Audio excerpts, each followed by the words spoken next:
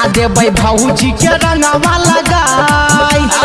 भौजी के छोटा की बहिन उहो बचतै नहीं होली के दिन। देबै पिचकारी हम सटाई दुनू गलिया में रंगवा लगाई। आई रोकतै नहीं बड़का भाई आ देबै भौजी के रंगवा लगाई। सारा रारा होली है, सारा रारा होली है।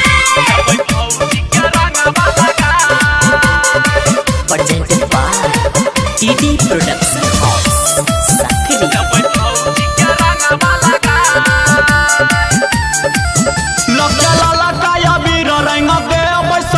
भैया तो देखते रहते भौजी जेल जतै घर में चल जतै कुछो नहीं हमारा करतै।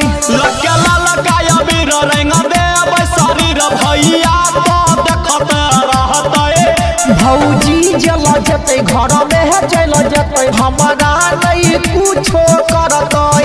रंग हाथ में लगे रे होली साथ में खेले तई रे देबै देवरा के पावर बताए। बड़की भौजी के रंगवा लगाई। आई रोकतै नहीं बड़का भाई देबै भौजी के रंगवा लगाई। सारा रारा होली है, सारा रारा होली है।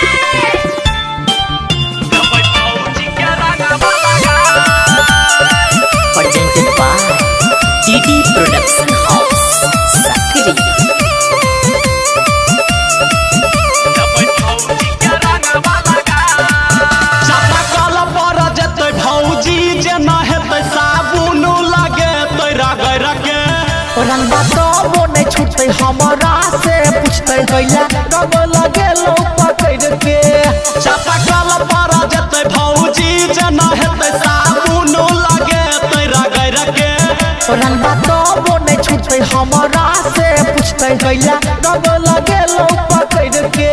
कहराई तरबीबे धर्मवीर धुरंधर अभिषेक राघव देतै फगुआ गाय। अरे सब भौजी के रंगवा लगाई। आई रोकतै नहीं बड़का भाई देबै भौजी के रंगवा लगाई। रे आई रोकतै नहीं बड़का भाई आ देबै भौजी के रंगवा लगाई। भौजी के छोटा की बहिन उहो बचतै नहीं होली के दिन। देबै पिचकारी हम सटाई दुनू गलिया में रंगवा लगाई। आई रोकतै नहीं बड़का भाई आ देबै भौजी के रंगवा